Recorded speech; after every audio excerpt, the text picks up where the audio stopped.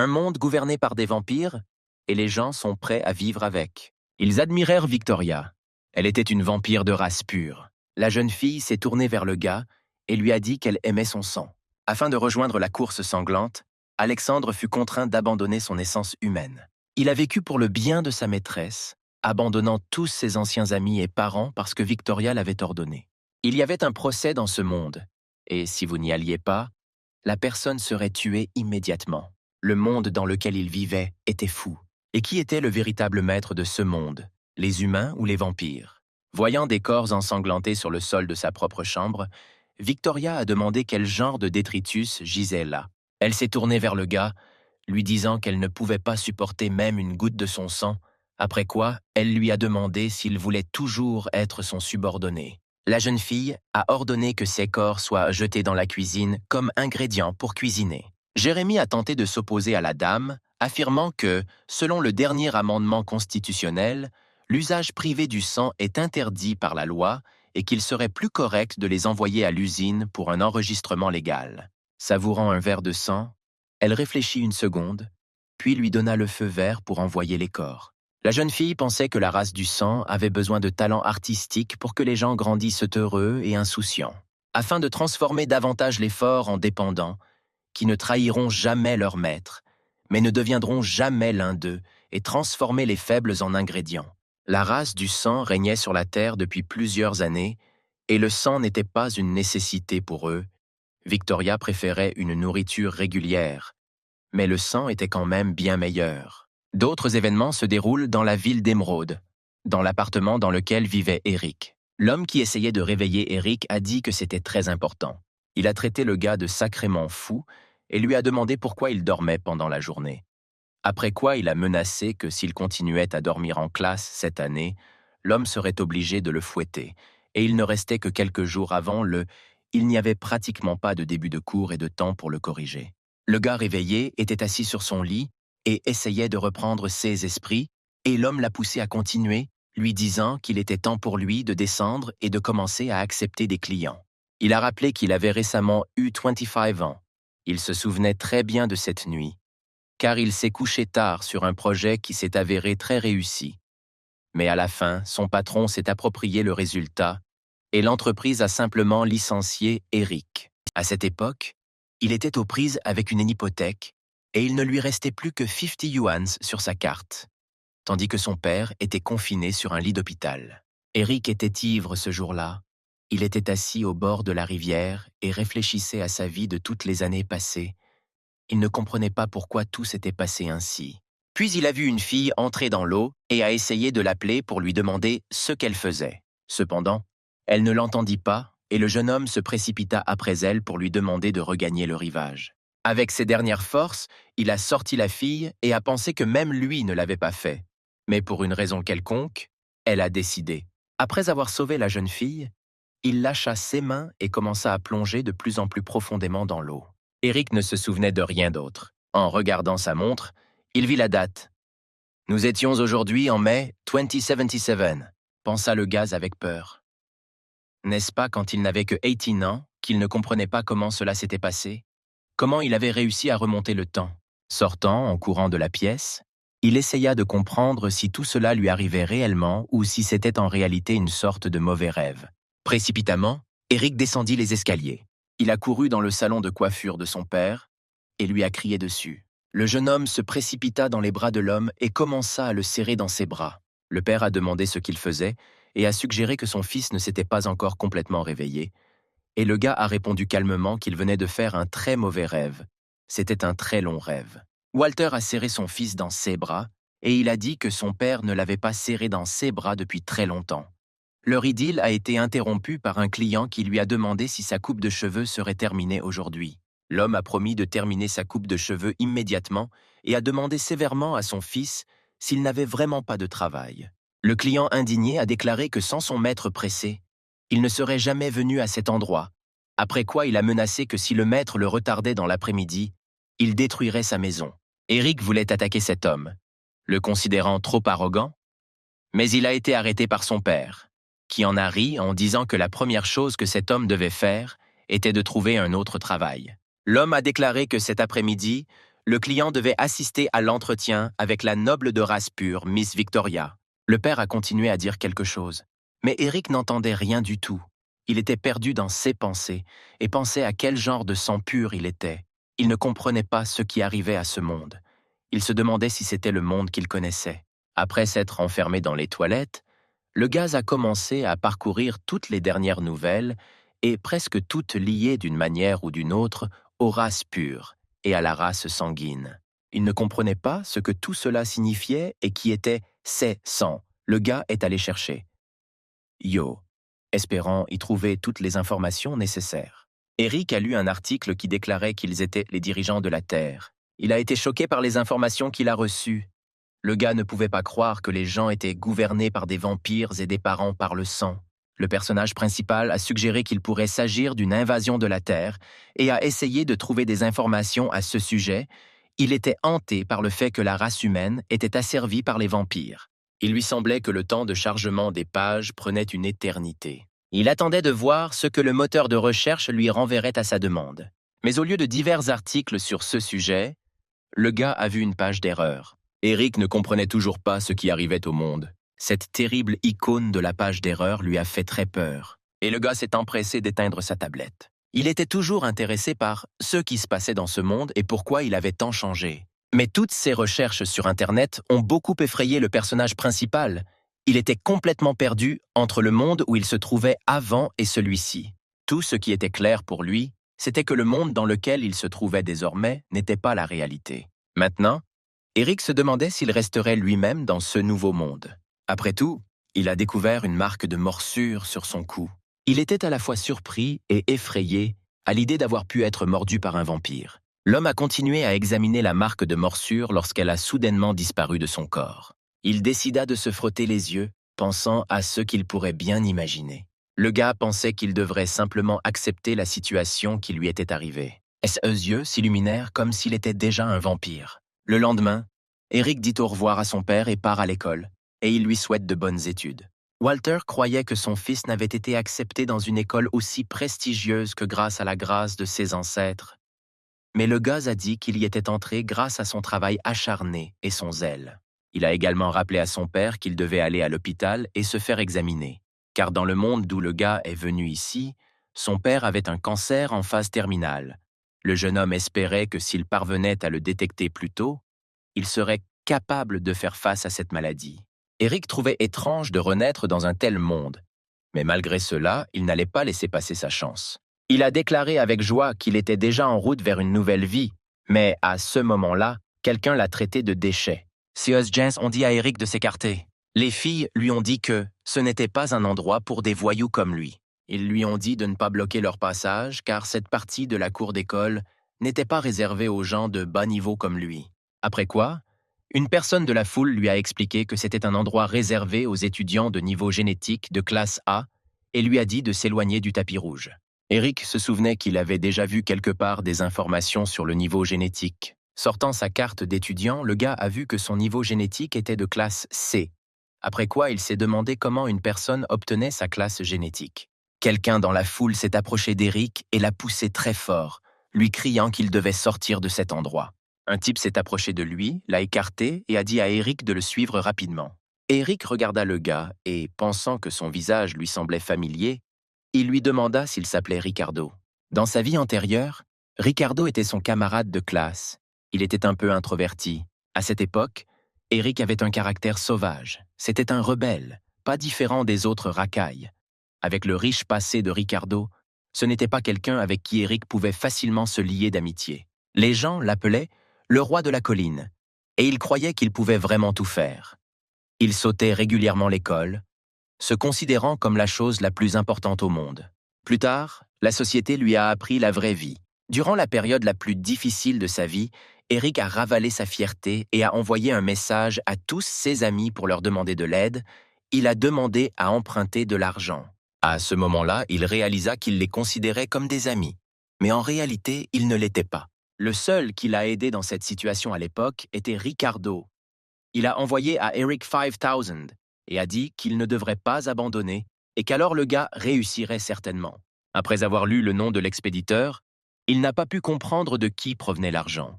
À cette époque, il avait déjà oublié l'existence de ce type. Laissant de côté toute pensée sur le passé, Eric serra Ricardo dans ses bras amicalement et l'invita à discuter. Il a demandé au gars pourquoi tant de gens s'étaient rassemblés ici et qui tous ces gens rencontraient. Ricardo a dit à son ami qu'il s'agissait de la déesse Victoria. Elle est venue dans la ville d'Émeraude à la recherche de bétail reproducteur. Eric se demandait pourquoi tout le monde voulait être un élevage. Cela présentait-il vraiment des avantages? Ce que son ami lui assura que bien sûr il y en avait. Ricardo lui a dit que si vous commencez à vous reproduire parmi des vampires, vous pouvez changer votre groupe sanguin, prolonger votre vie et même commencer à utiliser leur technique. Un gars debout à proximité a dit que l'essentiel est la gentillesse de cette déesse. Si à sa place il y avait un autre noble de race pure, alors il n'y aurait pas autant de bruit autour de lui. Il a dit que la gentillesse est une étape importante pour tout le monde. Il s'agit d'une cérémonie au cours de laquelle les vampires versent leur pouvoir et leur sang dans la génération reproductrice, et ce n'est qu'alors que la gentillesse peut être considérée comme complète. C'est une expérience extrêmement étonnante, excitante et parfumée pour la personne qui reçoit la gentillesse. C'est le point culminant le plus agréable qu'il ait jamais connu. Le gars a continué en disant que Miss Victoria est très belle et qu'il serait étrange que quelqu'un ne veuille pas devenir sa tribu. Eric pensait que pour cela, il devrait quand même être mordu, et dans les films, on dit toujours que les vampires mordent pour boire tout le sang. Mais il ne voudrait vraiment pas de ça. En voyant les voitures approcher, la foule a crié avec enthousiasme que la déesse était déjà là. Et maintenant, Victoria, dans ses superbes chaussures, sortait déjà de la voiture. Cette belle fille est sortie de la voiture et a marché le long du tapis en direction de la foule. La déesse de sang pur était une invitée très importante de la ville d'Émeraude. Et non seulement les gens ordinaires sont venus la rencontrer, mais aussi le chef de l'académie et le maire de la ville, qui, pour une raison quelconque, ont un jour fait sourire son visage. Tout le monde, sauf Eric, a accueilli l'invité la bouche ouverte, et il se tourna vers son ami, lui disant que tout cela n'avait absolument rien à voir avec eux. L'essentiel maintenant était d'arriver plus tôt à l'école, d'en apprendre davantage et d'augmenter leur importance dans ce monde. Il a dit que sa vie passée lui avait appris à ne pas compter sur les autres et à ne compter que sur lui-même. Un jour, l'aide des puissances supérieures disparaîtra et chacun devra se battre seul. Eric a éloigné Ricardo de la foule en disant que beaucoup de gens veulent ce bonheur, mais cela n'a rien à voir avec eux. Ricciardo a essayé de résister car il voulait en faire l'expérience par lui-même. Le gars a vu comment les personnes restantes ont commencé à se disperser dans des directions différentes. Certains ont même craché du sang. Le gars a eu peur et s'est enfui. Cependant, Eric l'a attrapé par la capuche et a essayé de le retenir. Ses yeux devinrent soudain rouges. Et derrière eux, une véritable bataille s'engage entre le pur sang et l'homme au costume noir. Eric ne comprenait rien. Il couvrit son camarade de lui-même et essaya d'observer la situation. L'homme a attaqué. Son attaque visait le maire de la ville, mais les sangs purs réussirent à la bloquer. Le maire pensait que si Victoria n'avait pas bloqué le coup, il aurait été en très grand danger, car ses gardes n'avaient pas du tout eu le temps de réagir. Il pensait que ses pouvoirs étaient assez grands, car il avait un niveau génétique B, mais les pouvoirs de cet homme étaient comparables à l'éclair d'une étoile. L'homme ne comprenait pas qui pouvait envoyer ce tueur. Pendant ce temps, le type en noir a disparu aussi vite qu'il était apparu. Les agents de sécurité se sont précipités à sa poursuite. Ils ont reçu l'ordre de ne pas laisser partir l'agresseur. Eric a éloigné son camarade du champ de bataille, qui semblait avoir été bombardé. Victoria était perplexe que le tueur ait réussi à s'échapper si facilement. Elle était indignée par le niveau de sécurité de la ville, mais le maire a essayé de lui expliquer qu'une conférence très importante allait bientôt avoir lieu dans la ville d'Émeraude et la sécurité principale a été envoyée sur place. Et il était calme, car à côté de lui se trouvait une race pure de classe génétique A. Elle était la meilleure combattante de la ville. En voyant Eric, le pur sang pensa que c'était un spécimen très intéressant. Alors que les autres étaient incapables de se protéger, ce type vomissait du sang pendant qu'il sauvait les autres. Elle trouvait ça curieux. Le même client du coiffeur du père d'Eric a rampé vers Victoria par derrière, criant qu'il était le même génie avec le plus haut niveau génétique de l'académie et qu'il était prêt à la servir. Presque tous les survivants ont commencé à crier qu'ils voulaient faire partie de sa famille. L'un d'eux a dit qu'il avait une photo de la fille avec son autographe et qu'il était son fan. Le second a dit que dans sa famille, il y avait un mariage avec une race pure, et la fille, sans les écouter, a demandé s'il savait pourquoi des niveaux génétiques existent. Quelqu'un dans la foule a répondu que les gènes humains sont faibles et qu'après avoir reçu du sang noble, une personne peut ne pas être capable de résister au déséquilibre énergétique et tomber dans une colère suivie de la mort. Donc, dès la naissance, la race humaine a été divisée en niveaux génétiques. Cette personne a dit qu'il y a 5 niveaux au total et qu'il est plus facile pour une personne de niveau A de mélanger le sang.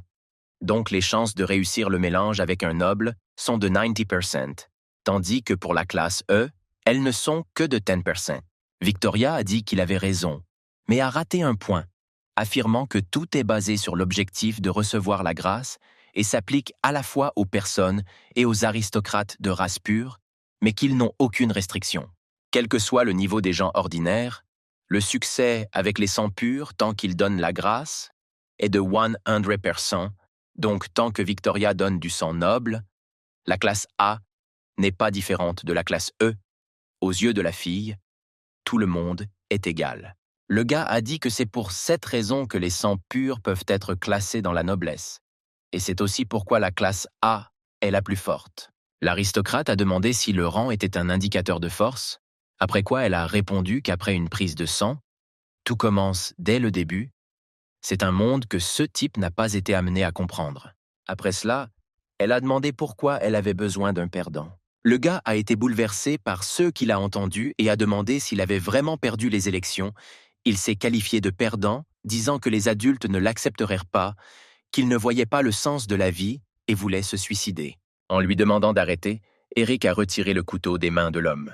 Il a attaqué le gars en disant que s'il n'avait pas la possibilité de devenir membre de la famille des sangs purs, alors peut-être qu'il ne devrait pas essayer. Il y a encore beaucoup de raisons de vivre. Il a supposé que cet homme était malade parce qu'il était prêt à se suicider simplement, parce que l'aristocrate avait dit quelques mots dénués de sens. Eric croyait qu'il n'avait pas eu la possibilité de comprendre ce monde et qu'il devrait maintenant aller dans un hôpital psychiatrique. Il a poursuivi en suggérant que ces personnes devaient désormais consulter un psychiatre. Il ne comprenait pas la raison de leurs troubles. Victor a attaqué Eric en disant qu'il ne comprenait rien du tout et lui a demandé comment il avait osé l'empêcher de se suicider. Cependant, Eric a facilement repoussé son attaque et a jeté le gars sur le côté pour qu'il tombe au sol. Victoria a été étonnée par la force et l'intrépidité du protagoniste. Elle se dirigea vers Eric et essuya le sang au coin de ses lèvres avec son doigt. Après quoi, après avoir goûté son doigt, elle dit que c'était délicieux et invita le gars dans son manoir le soir parce qu'elle en voulait plus. En partant, elle a déclaré que tout le monde sur la place avait la chance d'entrer chez elle. Aujourd'hui, la deuxième étape de sélection devait avoir lieu.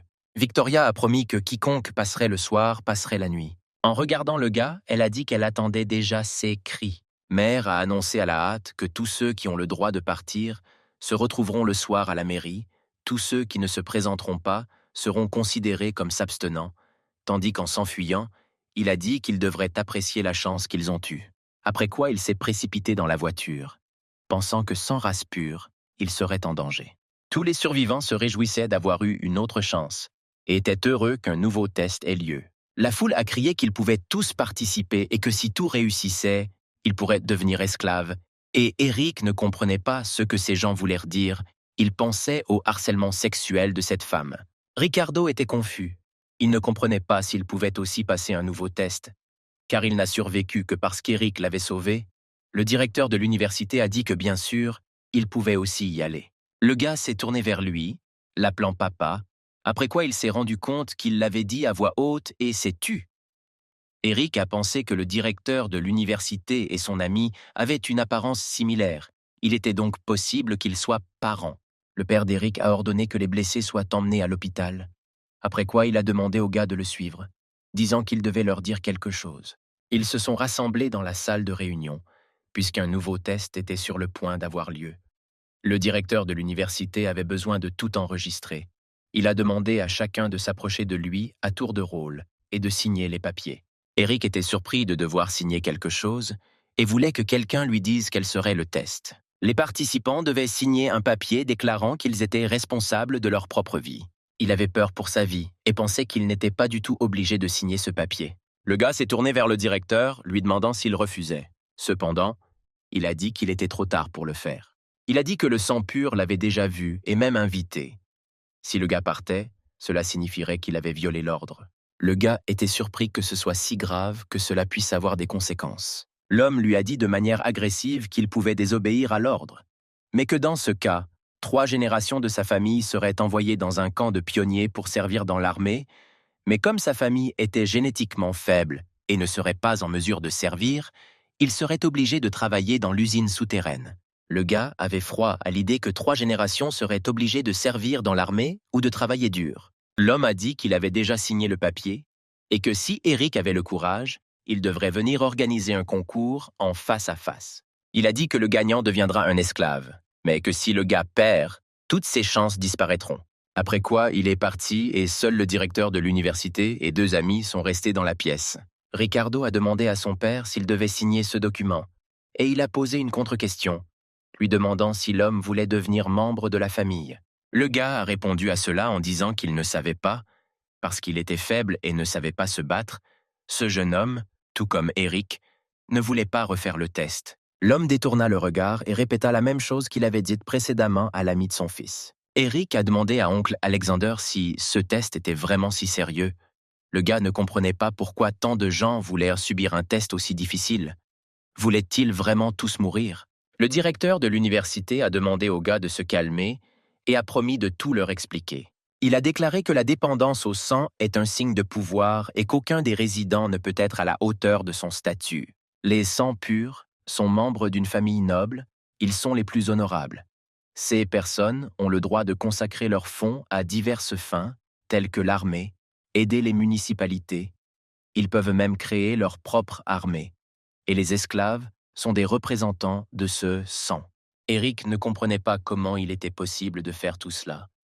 Il croyait que c'étaient les activités de l'empereur du pays. Alexandre était surpris qu'ayant mûri, l'homme ne sache toujours pas qu'une puissance mondiale était contrôlée par cette cour, que la cour impériale, la division du pouvoir, le pouvoir du sang lui-même, étaient directement liés à la puissance mondiale. La noble de sang à laquelle il voulait désobéir est un membre de la cour impériale et la fille du baron Kolbe, l'holographe en chef des autorités de la province dans laquelle il réside. Eric s'est rendu compte que c'était un monde complètement différent de celui dans lequel il vivait auparavant. Mais il voulait toujours bien étudier, travailler dur, vivre une vie paisible avec sa femme et ses enfants et prendre soin de la santé de son père. N'était-ce vraiment plus tout à lui? Eric décida que s'il ne pouvait pas refuser, il lui suffira ensuite d'admettre sa défaite ce soir. Cependant, le directeur de l'université lui a dit qu'il ne devrait pas faire cela, puisque la mademoiselle voulait regarder cette émission. Les gars étaient très confus. Ils ne comprenaient pas quoi faire et quoi faire. L'homme a dit que les gars devraient lui montrer tout ce qu'elle voulait voir. Eric a dit que lui et Ricardo lui donneraient ce spectacle, et qu'au dernier moment, ils admettraient leur défaite. L'oncle Alexander aimait cette idée et approuvait ce plan d'action. Ricardo a demandé à son père ce qui se passerait dans la 2e étape, et il a répondu qu'il ne le savait pas, car c'était la première femme noble depuis de nombreuses années à chercher des esclaves. Elle avait déjà voyagé dans plusieurs villes et n'avait trouvé que quelques personnes. Le directeur de l'université a déclaré qu'Eric devait montrer ses capacités de combat, car s'il réussit, son fils rentrerait vivant chez lui. Pour cela, il était prêt à donner au gars toutes ses économies familiales. En se grattant l'arrière de la tête, le gars a dit à l'homme qu'il ne pouvait même pas se battre, qu'il ne pouvait même pas se défendre. L'homme a dit qu'après avoir rejoint la famille, les gars cesseraient d'exister dans ce monde. Eric n'a pas très bien compris ces paroles et il a demandé leur signification. Alexander a poursuivi en disant que tout ce qu'ils contiennent, tous les sentiments et tous les souvenirs seront oubliés après cela. Les gars seront comme bloqués dans un miroir et ne pourront jamais revenir. À partir de ce moment, une seule chose restera dans leur esprit, leur maîtresse. Ils suivront les ordres et vivront pour elle. Leurs amis et leurs familles devront être oubliés, voire tués. Eric a demandé avec inquiétude s'il serait encore des gens à cette époque, et le chef a répondu qu'ils étaient déjà des esclaves. Le gars a décidé lui-même qu'il ne deviendrait jamais un esclave. Il a dit qu'il était un homme, une créature qui hériterait du salon de coiffure de son père et ne deviendrait jamais un esclave. Le gars pensait que même après son apparition dans cet endroit, le monde resterait le même. Il ne pouvait même pas penser que le monde changerait autant et deviendrait un endroit où le statut sanguin joue un rôle décisif. Il voulait juste étudier et prendre soin de son père, en d'autres termes. Cet homme voulait vivre une vie ordinaire. Le soir, en rentrant chez Victoria et assis dans sa chambre, Eric ne comprenait pas pourquoi tout s'était passé ainsi. La fille se tourna vers lui, l'appelant bébé et lui disant qu'il pouvait déjà commencer. Le personnage principal restait immobile et voulait se faire passer pour un rocher. Cependant, la jeune fille s'est faufilée derrière lui et lui a dit qu'elle ne pouvait plus attendre. L'aristocrate l'a jeté sur le lit et lui a proposé de commencer. Et Eric a crié, lui demandant d'attendre, il lui a demandé d'arrêter et a demandé de l'aide. Le gars a pensé qu'il pourrait aussi bien mourir pendant le nouveau test. Tous les participants au nouveau test se sont réunis chez le pur sang. Le majordome les rencontra et les salua, leur rappelant pourquoi ils s'étaient tous rassemblés à cet endroit aujourd'hui. Au total, 58 participants se sont rassemblés, mais seulement 20 d'entre eux pourront entrer dans Madame Victoria pour terminer les niveaux suivants. Tous ceux qui participeront le feront avec l'aide de leur talent. L'homme espérait que les candidats offriraient un bon spectacle à Madame Victoria. Eric a été surpris par autant de concurrents. Il se souvint de la façon dont oncle Alexander leur avait dit qu'il devait repasser au moins 3 tests. À sa connaissance, Miss aimait différents divertissements et un seul test ne lui conviendrait pas. Le gars pensait qu'il devait passer au moins un test, sinon il serait comparé à des ordures. Il lui suffisait de le réussir. Seules 20 personnes sur 58 seront sauvées, ce qui signifie que moins de la moitié s'en sortiront. L'un des concurrents a demandé dans quoi exactement il participerait et a déclaré qu'il voulait commencer rapidement, car il avait hâte de rencontrer la dame. Beaucoup l'ont soutenu, disant qu'il voulait aussi la voir le plus tôt possible.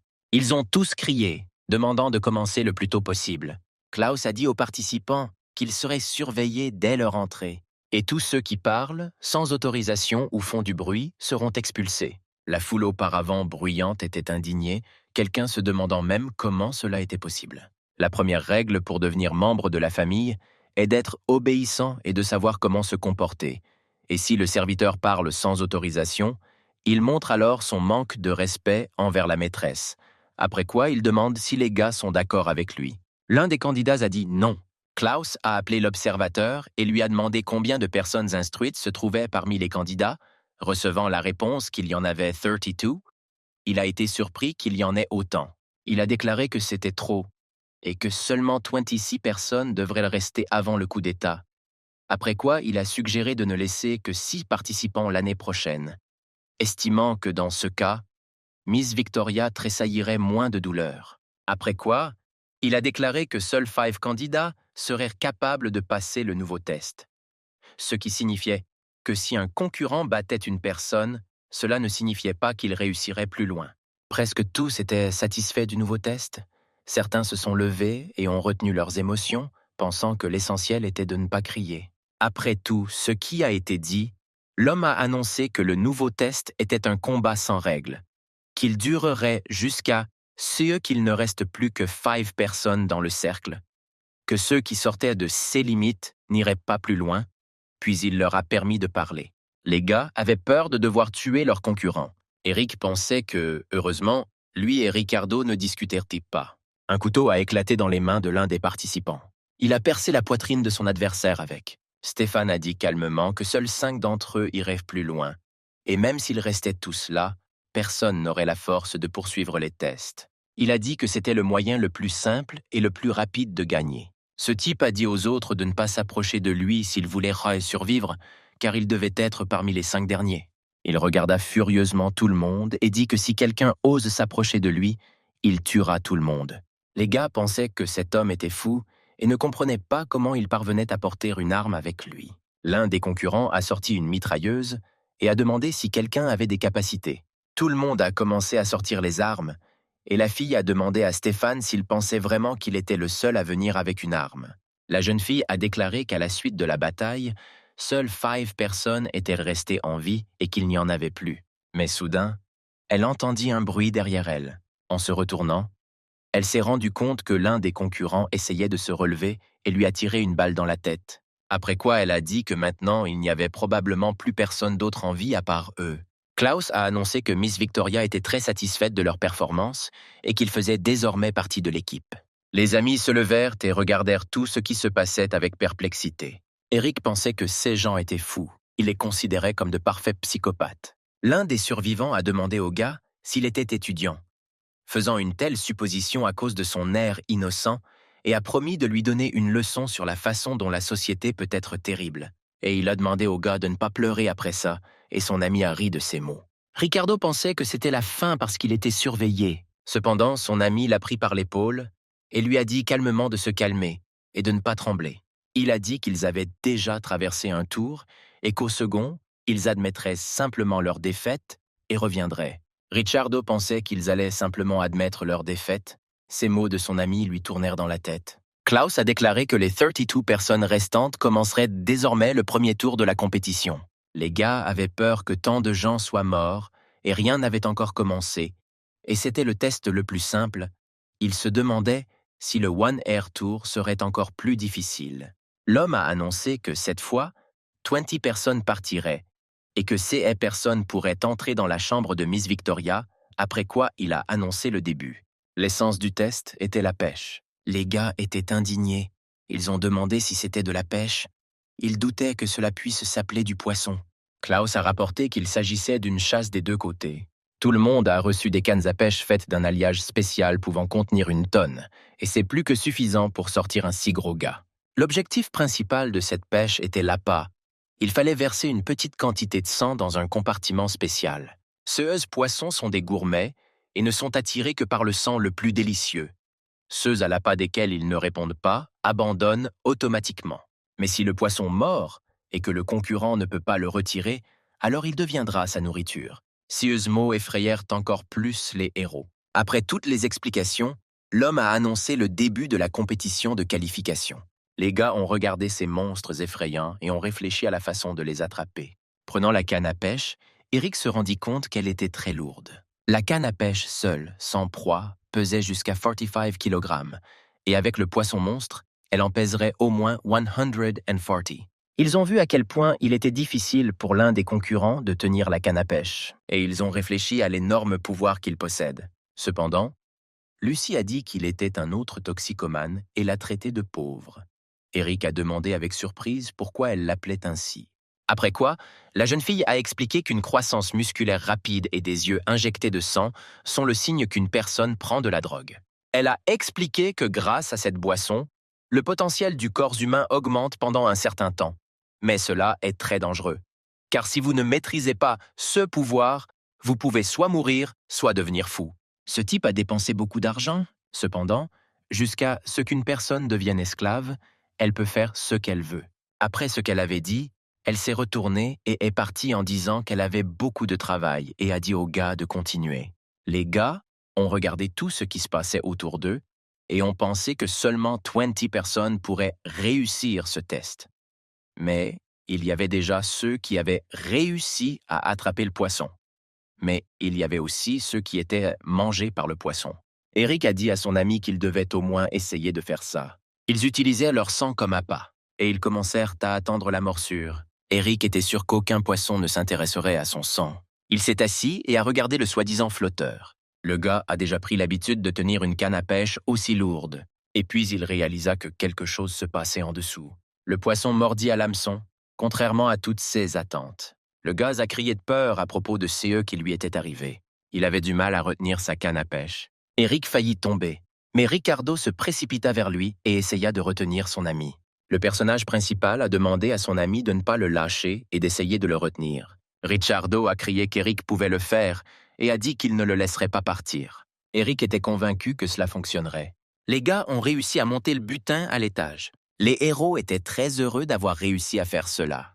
Mais d'autres poissons ont commencé à sauter les uns après les autres, à s'accrocher à leur proie et à la tirer vers le bas. Eric soupira lourdement et dit qu'il en avait assez. Il s'est de nouveau accroché au rocher et a à peine réussi à tenir la canne à pêche.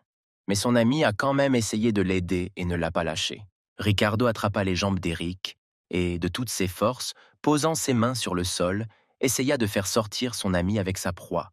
Mais il y avait trop de poissons et leur nombre ne cessait d'augmenter. Mais les héros n'ont pas abandonné et ont essayé de les sortir de toute leur force. Les gars étaient tellement épuisés qu'ils étaient prêts à lâcher leur prise.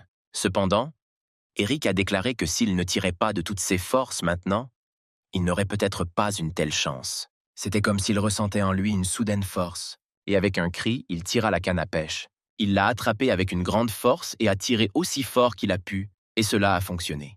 Victoria regardait ce qui se passait autour d'un verre de sang. Elle a dit que ce n'était pas mal pour un si petit gars de pouvoir l'accrocher. En se léchant les lèvres, la jeune fille pensa qu'elle voulait vraiment le manger. Tout le monde s'est retourné en voyant l'énorme prise de leurs amis, car personne n'aurait pu penser qu'ils seraient capables d'attraper au moins un poisson. Et les héros tombèrent à terre épuisés. Ils ne se soucièrent pas de la réaction des autres participants. Les concurrents n'arrivaient pas à croire que ces gars-là en attrapaient autant. L'un d'eux a dit que ce type était cool parce qu'il réussissait à attraper autant de poissons à la fois. Il s'est approché d'un des poissons et a commencé à le soulever en lui disant combien il était lourd. Mais Eric, allongé par terre, lui a dit de le remettre en place et de s'éloigner.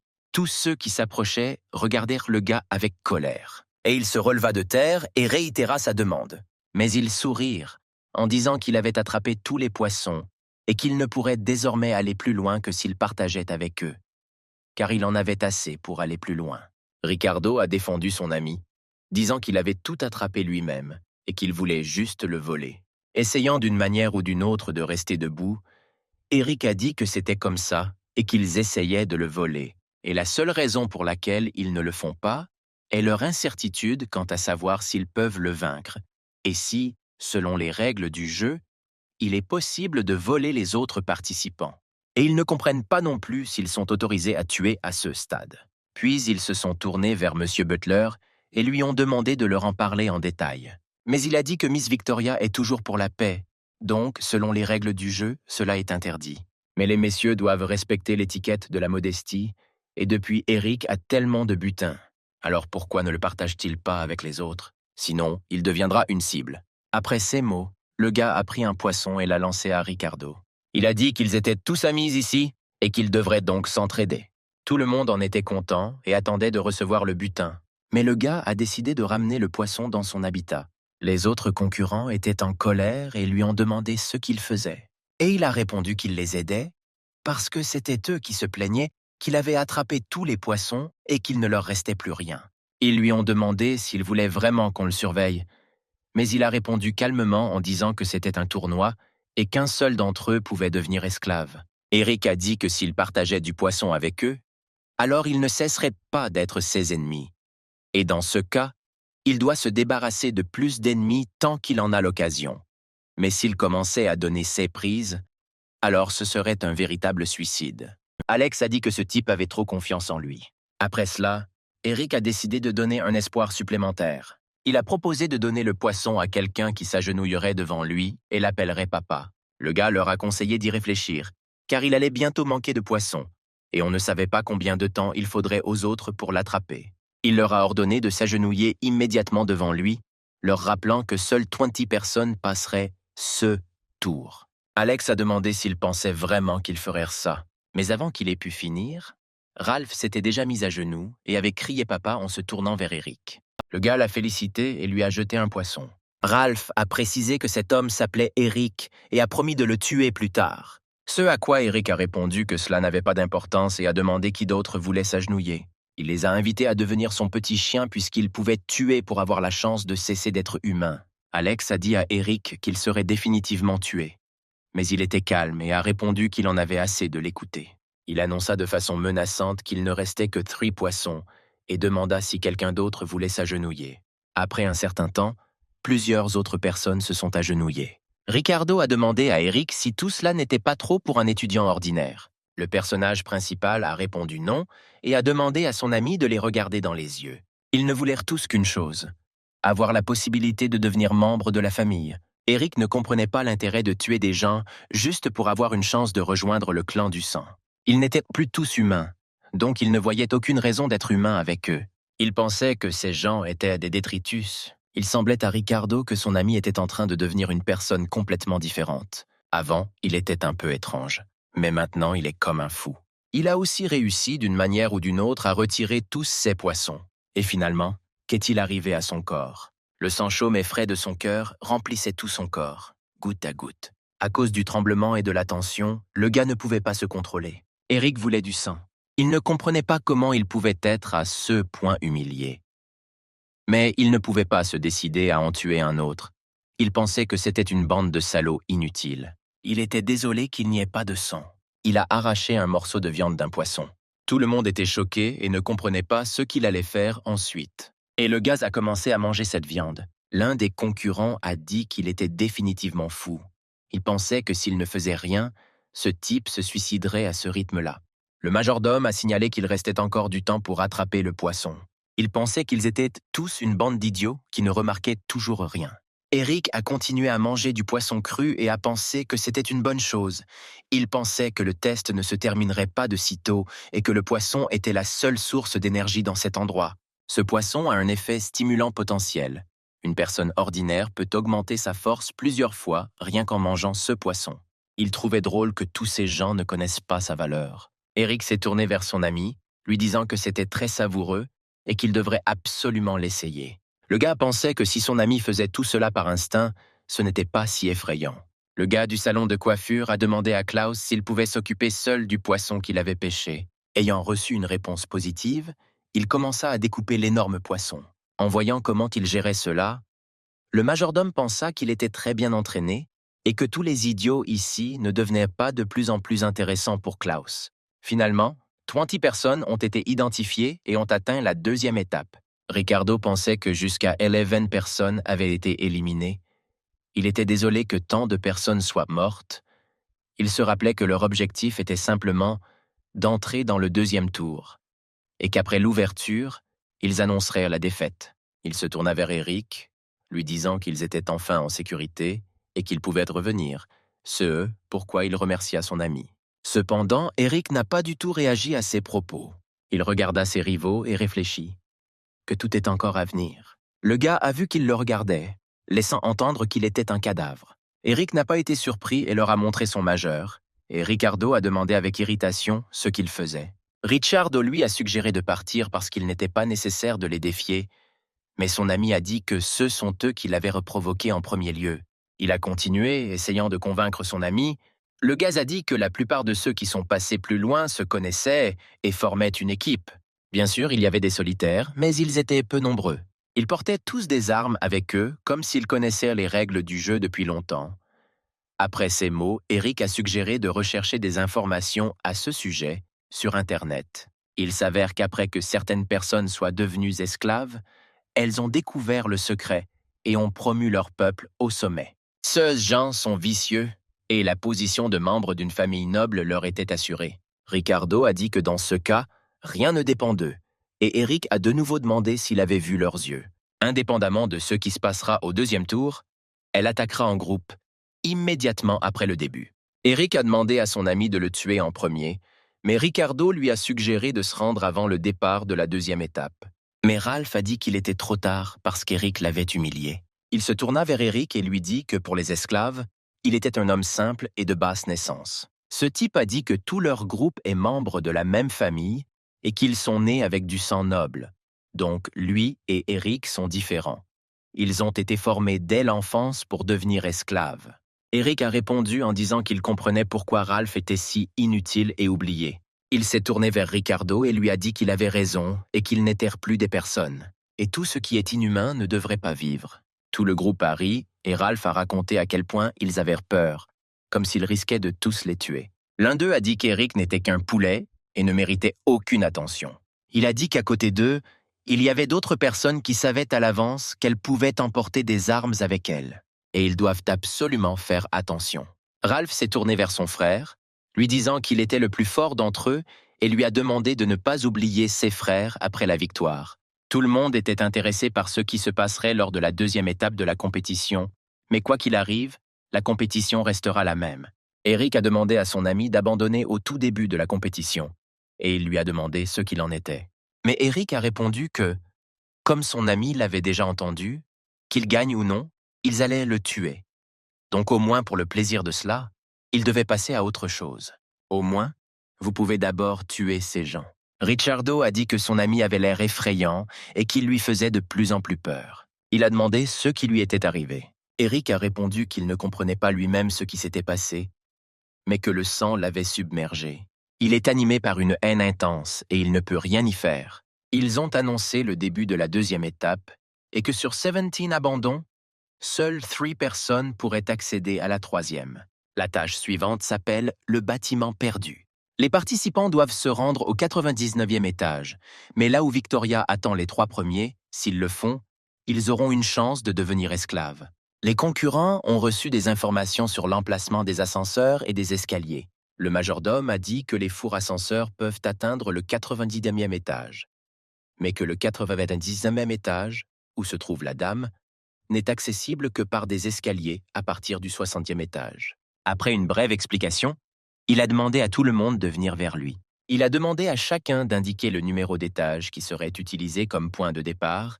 Ils pouvaient choisir entre 1 et 89. Ralph était surpris que les participants puissent choisir leur propre étage de départ. Klaus a expliqué que si tout le monde partait du 1R étage, ce serait le chaos et les notes de nombreux participants seraient abaissées. Et il a également noté que Miss Victoria aimerait voir de nombreuses stratégies différentes, et peut-être même du drame. Le gars a suggéré que tout le monde choisirait naturellement le 89e étage et parcourrait les 10 derniers étages.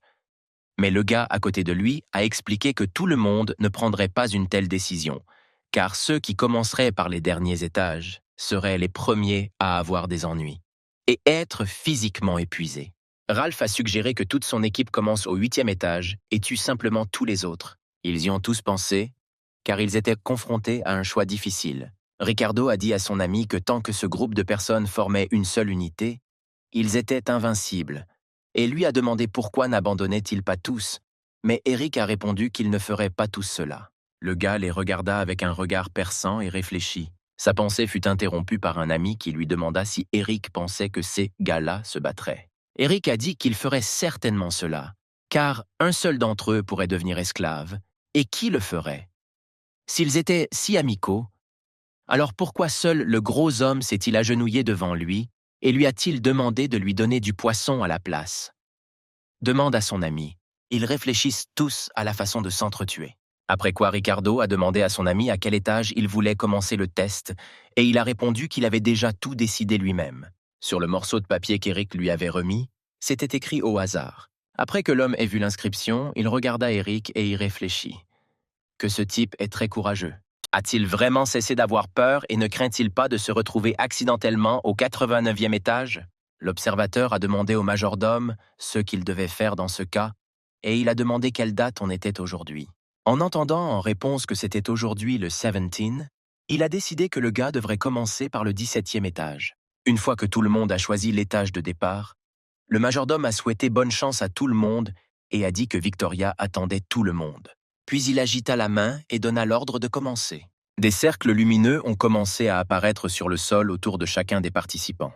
Les gars ne comprenaient pas ce qu'ils voulaient dire et étaient excités à cause de cela. Ces cercles ont commencé à s'élever et ont entraîné avec eux les participants, qui ont rapidement volé vers le haut. S'arrêtant, Eric commença à regarder autour de lui. Le gars a vu le numéro 17 sur le mur, ce qui signifiait qu'il était au 17e étage. Il s'est rendu compte que de cette façon, ils étaient déplacés vers l'étage de départ. En sortant dans l'escalier, Eric regarda autour de lui et conclut qu'il était temporairement en sécurité. Cependant, l'image de quelqu'un a commencé à apparaître dans l'obscurité. Eric a écouté et s'est rendu compte qu'il y avait quelqu'un là-bas. Le gaz était inquiet. Il recommença à regarder autour de lui et à écouter tous les sons.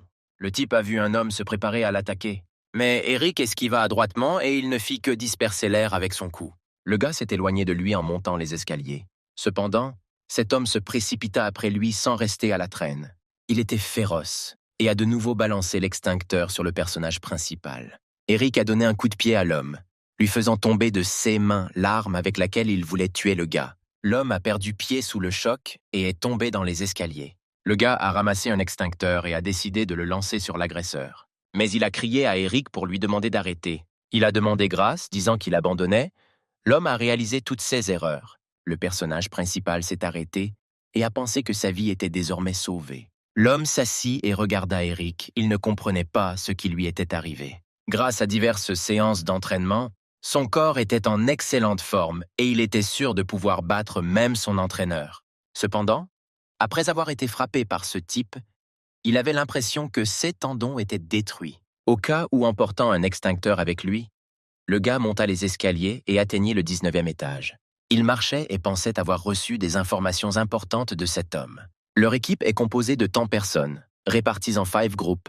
3 d'entre eux ont réussi à monter jusqu'au 99e étage, mais ils sont restés coincés sur la route principale.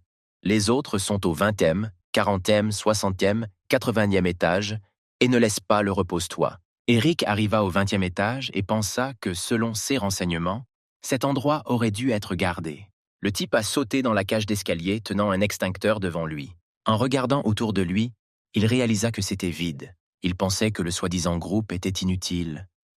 Eric rêvait de devenir le seul esclave, de ne pas abandonner et de ne pas quitter le jeu. C'est pourquoi ils ont fait un choix aléatoire. Le gars voulait que tout le monde se méfie de lui. Malgré le fait qu'il soit la personne la plus ordinaire, grâce à l'adrénaline, il pouvait se précipiter en ce moment, détruisant tout le monde sur son passage.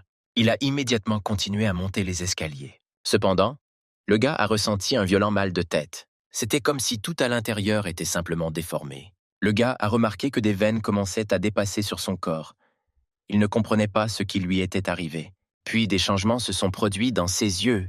Il a eu peur. Et ses pupilles brillaient en rouge.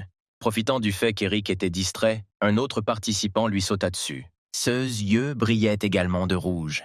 En volume, l'attaquant pensait que tout était prêt. Grâce à son hypnose, Eric a eu une baisse de performance. Il était heureux d'avoir enfin l'opportunité de contrôler l'esprit de tout le public. Il avait suffisamment de subordonnés pour monter au dernier étage, où il pourrait enfin rencontrer Miss Victoria. Après avoir atterri, il attrapa le personnage principal par les épaules, et il lui ordonna, sans se retourner, de prendre une profonde inspiration, de fermer les yeux, puis de les ouvrir soigneusement. Il a donné l'ordre d'ouvrir les yeux. Cependant, Eric se retourna, saisissant l'hypnotiseur par la gorge. L'homme a supposé qu'il était ainsi parce que cet homme lui avait fait quelque chose. Mais l'agresseur a insisté sur le fait que ce n'était pas sa faute. L'hypnotiseur n'a pas compris pourquoi son hypnose ne fonctionnait pas, car le rang de ce type ne pouvait pas être supérieur au sien. Cependant, Eric était sûr que tout cela était l'œuvre de cet homme et a exigé qu'il enlève tout le rouge de ses yeux et les veines saillantes de son corps. Mais le gars a continué à insister tout seul, affirmant que l'hypnose ne fait que supprimer la force et que c'est pourquoi il est désormais difficile pour Eric de bouger. Cody a réitéré qu'il ne l'avait pas fait et a suggéré qu'ils forment une alliance pour atteindre le sommet ensemble. Eric a attrapé l'hypnotiseur et a voulu le mordre au cou. Il avait peur de ce qu'il avait fait. Le personnage principal lui-même ne comprenait pas ce qu'il avait fait. Le gars pensait qu'il était fou. Il a décidé qu'il avait un besoin urgent de s'échapper de cet endroit. Eric se précipita dans les escaliers et pensa qu'il avait un besoin urgent de sortir. Il croyait qu'il devait rentrer chez son père en courant. Le gars a trébuché et est tombé face contre terre. Allongé dans la cage d'escalier, il se rendit soudain compte qu'il devait monter jusqu'au sommet et ne pas rentrer chez lui. Se levant, le gars leva les yeux et réalisa qu'il avait terriblement faim. Le majordome était dans la salle de sécurité et parlait au téléphone avec la dame. Il a dit qu'il suivait toutes les mesures de sécurité. Il a assuré à la jeune fille que le dernier raid des cultivateurs était un accident. En fait, la cible de l'ennemi était la principale. Après avoir terminé la conversation, Klaus a demandé aux observateurs combien de temps il leur restait encore et a entendu en réponse que presque tout était déjà terminé. Tout s'est passé comme il le pensait. Personne n'a réussi à franchir le 89 et étage. Chacun des participants a apprécié sa force, mais en même temps, ils avaient peur que quelqu'un d'autre prenne la première place. Ces personnes, espérant de la chance et de la force dans leur esprit, tentent de maintenir leur sérénité et partent sans explication. Ils trahissent leurs amis et encouragent les faibles à tuer absolument tout le monde. Il y a des joueurs qui accordent la priorité à la réalisation de leurs objectifs, mais ils ne comptent pas sur leur force pour obtenir un résultat satisfaisant. C'est cette ténacité qui impressionne Miss Victoria. Klaus se demandait où était Eric. L'observateur a dit qu'il avait besoin de voir où il se trouvait. Ils l'ont trouvé en train d'utiliser les caméras et ont été surpris que le gars ait déjà réussi à atteindre le 99e étage. Il se trouvait désormais au centre même des événements. En regardant autour de lui, Eric vit des mares de sang et des corps qui traînaient. En regardant mieux autour de lui, il vit qu'il était entouré de nombreuses personnes étranges. Ils ont commencé à l'attaquer. Malgré cela, le gars a marché avec confiance vers son objectif. Le personnage principal passait devant les cadavres, complètement inconscients de tout ce qui se passait. Certains participants ont même arrêté leur combat, remarquant sa confiance. Mais Eric n'était intéressé par rien du tout. Il savait qu'il devait se rendre au 90e étage. Niklas se tourna vers lui et lui demanda s'il cherchait la mort, car une seule personne se lèverait, et ce ne devrait être que lui. Vicky a crié à Eric qu'il devait faire attention car le couteau de ceux concurrents était empoisonné. Eric a très vite et habilement esquivé le coup. Il a attrapé le type par la main dans laquelle il tenait le couteau. Se tordant le bras, il prit l'arme des mains de l'agresseur. Le gaz a léché le couteau empoisonné. Les deux participants regardaient ce qui se passait avec surprise. Ils pensaient qu'Eric était devenu fou. En léchant le sang du couteau, le personnage principal a déclaré qu'il y en avait trop peu et qu'il lui était difficile de manger. Il a dit que c'était très merveilleux vu d'en haut.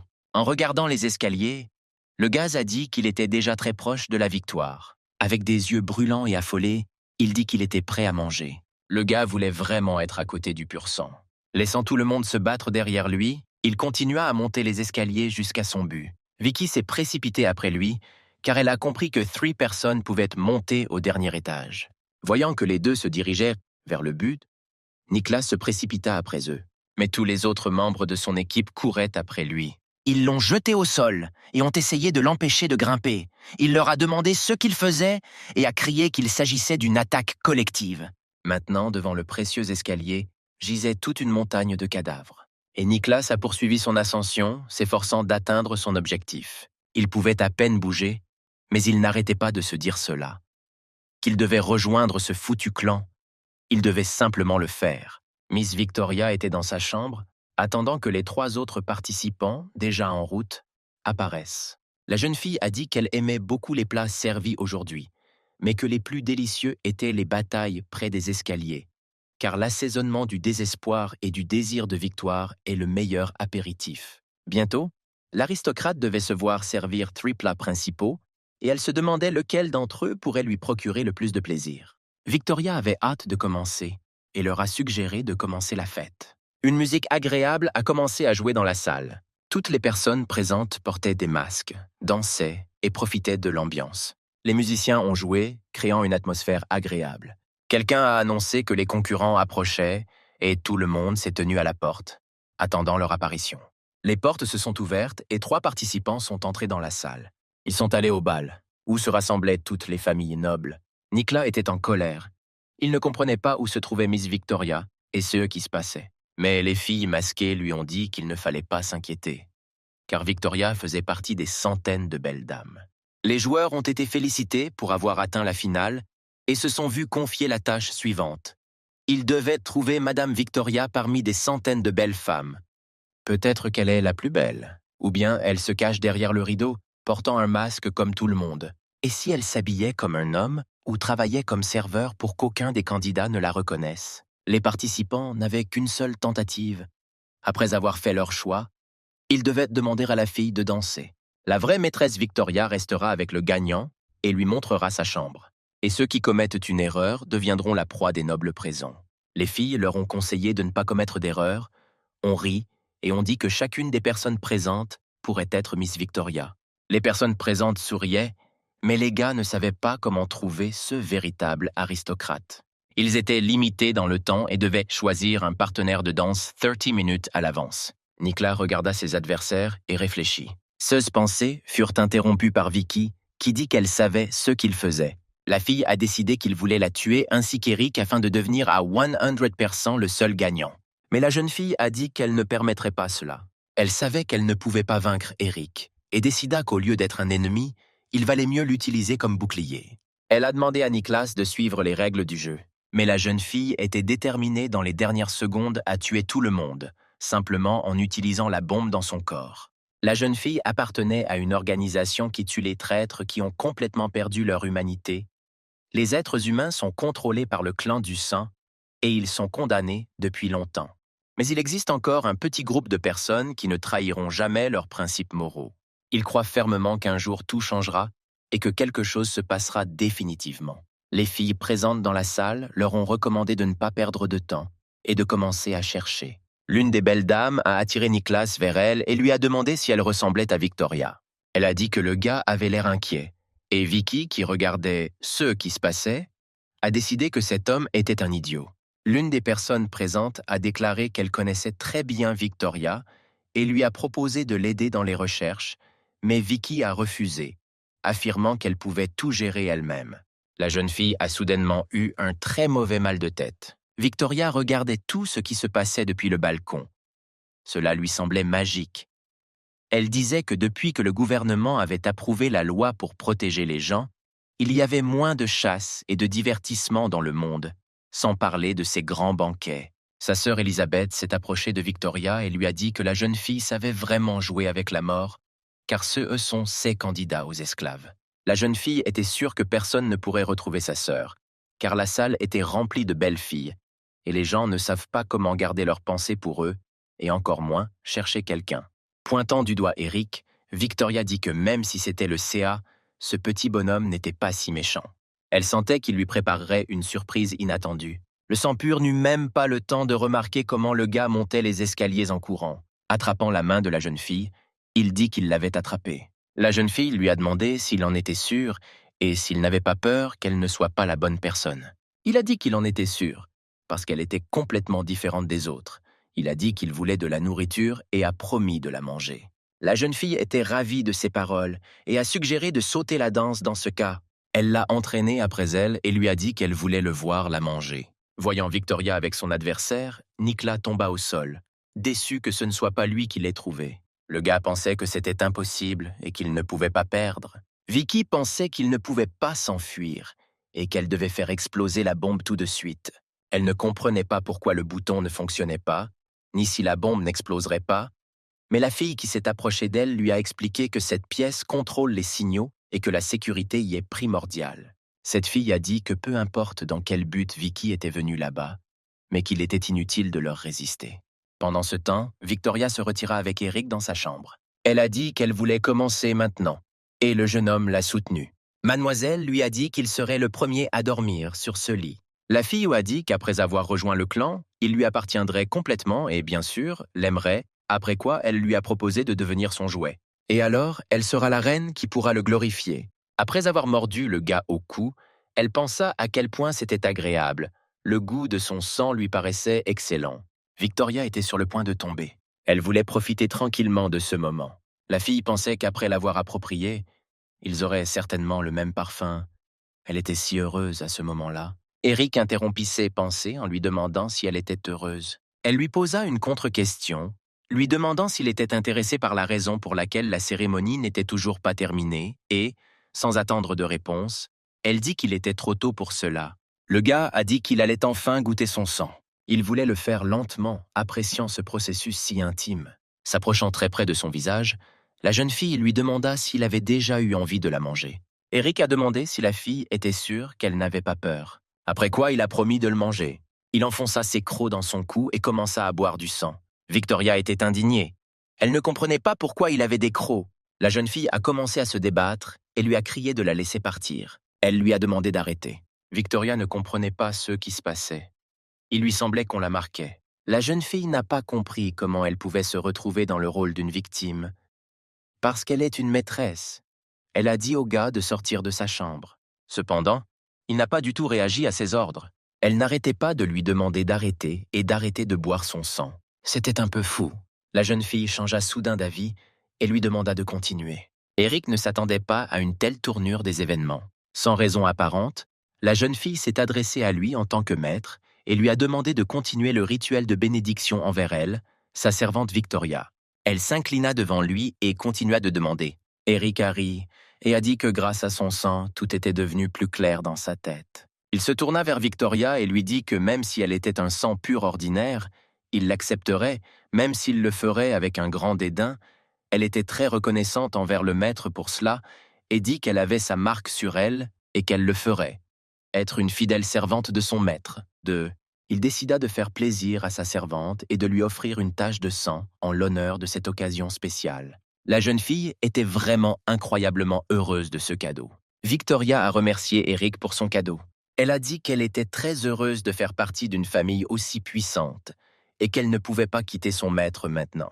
Elle lui a demandé pourquoi son corps était si faible et lui a répondu qu'au début, elle ne l'avait pas reconnu. Mais Eric a répondu que cela ne devait pas l'inquiéter. Le gars a dit qu'il avait besoin de se reposer et de tout digérer, et le reste sera fait par le corps.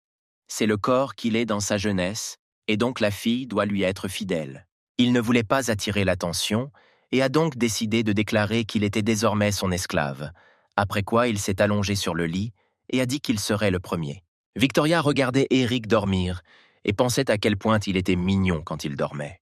Cependant, elle comprit que la mémoire de ce monsieur avait été effacée, et qu'elle ne devait pas lui faire peur, après quoi elle se demanda ce qu'elle devait faire.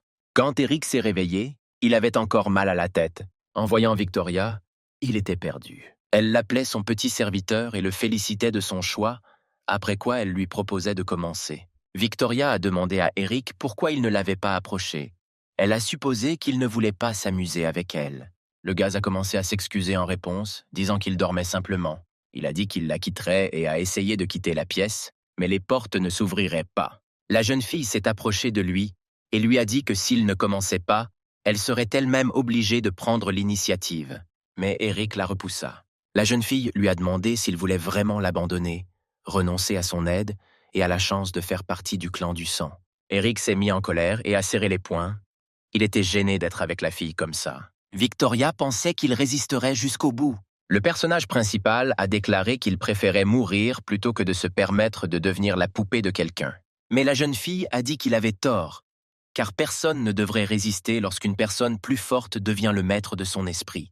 Il devrait seulement être heureux d'avoir trouvé un clan et un foyer, car inconsciemment il veut être avec le propriétaire et le toucher. Embrasse-le et satisfais-le. Elle a demandé au gars de ne pas se précipiter pour résister, car elle avait une proposition, et la fille lui a demandé d'écouter cette proposition. Le chariot de voiture s'est dirigé vers un grand et beau bâtiment, près duquel s'était déjà rassemblée une foule de journalistes, prêts à rencontrer les passagers de cette voiture. La jeune fille rapportait sur le sujet que le dernier de race pure avait choisi sa personne à charge parmi les gens ordinaires il y a un an, et c'est pourquoi la sélection des esclaves de Miss Victoria a attiré tant d'attention. Tout le monde attendait avec impatience l'apparition de cette chanceuse. La portière de la voiture s'est ouverte et l'époustouflante Victoria en est sortie. Les nobles qui l'ont rencontrée ont été surpris qu'elle ait réellement pris une personne ordinaire comme esclave. C'était une tradition dans leur cercle d'embaucher comme serviteurs des membres de familles anciennes et fidèles. Tout le monde s'attendait à ce qu'Eric apparaisse, car c'était le même esclave. Tout le monde ne s'intéressait qu'à une seule question.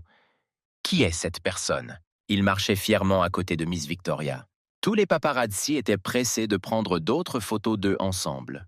Les spectateurs ordinaires étaient aussi très curieux. Ils regardaient croire le gars et prenèrent des photos. Quelqu'un a crié qu'il s'agissait du même serviteur choisi par Miss Victoria. Cette personne a dit que cela avait l'air de tous les jours et qu'il n'y avait absolument rien de spécial à ce sujet. On dit que c'est une personne ordinaire et que sa famille travaille dans un salon de coiffure. Les gens n'ont pas compris pourquoi Miss l'a choisi. Ils croyaient que la jeune fille avait choisi comme serviteur un homme faible ordinaire sans pedigree. Et s'il mourait subitement, elle ne serait pas du tout bouleversée et choisirait un nouveau serviteur. Ils ont dit que c'était uniquement à des fins de test et qu'il pouvait être remplacé à tout moment. Victoria lui prit doucement la main et lui demanda de ne pas s'énerver, mais de regarder la caméra avec un sourire. Elle a promis que ce jour-là, il ferait la une de tous les médias, après quoi elle a déclaré que prétendre être un serviteur était une mission difficile et qu'il devrait faire de gros efforts. Après avoir dépassé la foule, ils atteignirent finalement l'entrée du bâtiment. Rudolph les a accueillis à l'entrée. Après les salutations, il a remercié Miss Victoria d'avoir assisté à son banquet et a transmis ses salutations à son père. Il regarda Eric et remarqua que sa force était exactement la même que celle de sa maîtresse, ce qui signifiait qu'il était en réalité son esclave. Victoria a chuchoté à Eric qu'il était surveillé, car beaucoup n'étaient pas contents qu'elle l'ait choisi et accepté dans le clan. Elle lui montra un couple debout dans les escaliers et lui dit que certains ne pouvaient plus attendre. Comme le clan du sang n'était pas à l'aise avec quoi que ce soit, ils envoyèrent leurs serviteurs. Eric ne comprenait pas pourquoi ils devraient faire quoi que ce soit, parce qu'il est une personne ordinaire sans aucun pouvoir. Il ne comprenait pas ce qu'ils pouvaient leur faire. La fille a dit que s'il s'en débarrassait, elle lui apprendrait en récompense à utiliser la magie. Le gars était très intéressé par cette proposition. Seules les personnes génétiquement fortes pouvaient posséder tous les types de magie. En quittant Victoria, Eric suivit tout autre domestique. En chemin, le gars réfléchissait à la façon dont il s'était retrouvé dans le lit de Miss Victoria car il ne s'en souvenait pas du tout. Le gars et la fille lui ont ouvert la porte, qui était cachée derrière le rideau, et lui ont dit d'entrer. La fille a souri et lui a demandé à quoi il pensait. Était-ce vraiment à propos de comment forcer Miss Victoria à coucher avec lui? Et le gars qui l'accompagnait a dit qu'une telle chose n'arriverait jamais.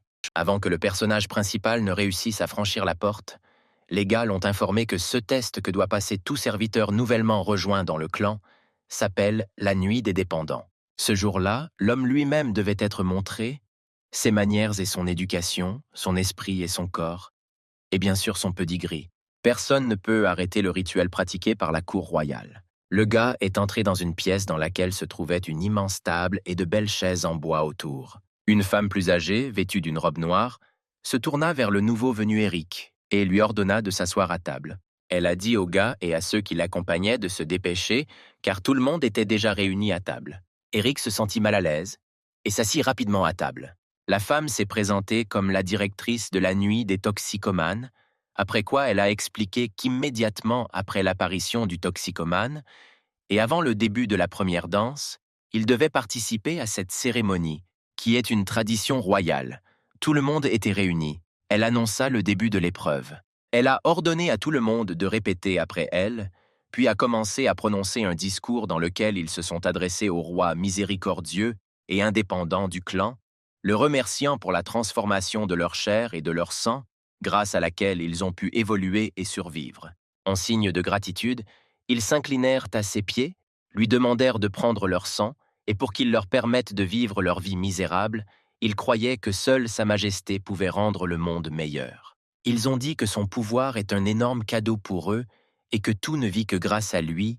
Ce groupe de personnes était reconnaissant envers le roi, l'adorait et le servait fidèlement. Eric regardait tout cela avec une grande surprise. Il réfléchit au genre de cérémonie que cela pourrait impliquer et en eut même la chair de poule. Le directeur a annoncé qu'Eric était la nouvelle recrue du jour, et elle demanda à lui servir de la nourriture sacrée. Le gars a regardé le plat servi et n'a pas compris de quoi il s'agissait. Il se demandait s'il avait vraiment besoin de manger ça. En regardant autour de lui, le gars espérait que ce n'était pas de la viande humaine. Eric prit les ustensiles dans ses mains et commença à découper le plat en petits morceaux. Couverts à la main, le gars espérait encore que ce plat ne soit pas composé de viande humaine. Cependant, le serveur est venu et a pris l'assiette sous le nez d'Eric. Il a déposé devant le réalisateur un plat que le type n'a pas eu le temps de goûter. La femme, d'un air sérieux, enfonça l'un des morceaux sur sa fourchette, et elle se mit à le manger goulûment.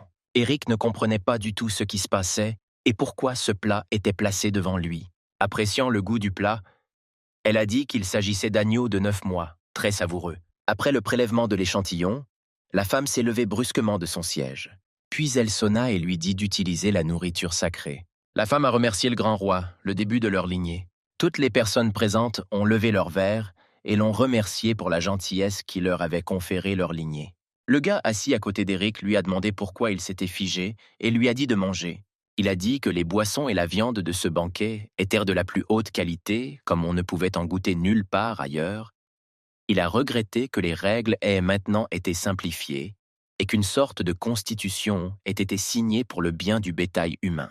Eric a été désagréablement surpris par les paroles de son voisin, et il a continué son monologue en disant qu'on utilisait auparavant de la viande magnifique, du sang de femme et de la chair de bébé.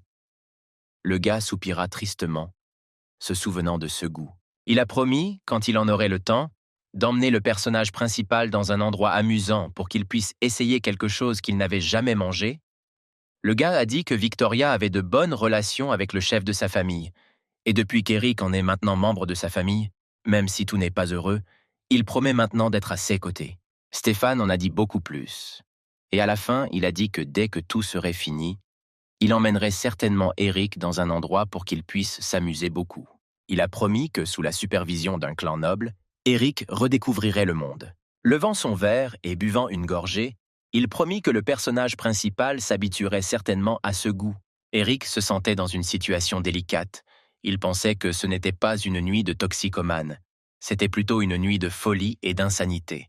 Tout cela ressemblait à un carnaval de souffrance humaine. S'essuyant les lèvres après avoir mangé, la réalisatrice a sonné à nouveau pour attirer l'attention de tous et a dit qu'il était temps de passer à la partie suivante. Une petite fille sans défense fut amenée dans la pièce. Tout le monde a commencé joyeusement à crier qu'il y aurait une sainte scène aujourd'hui.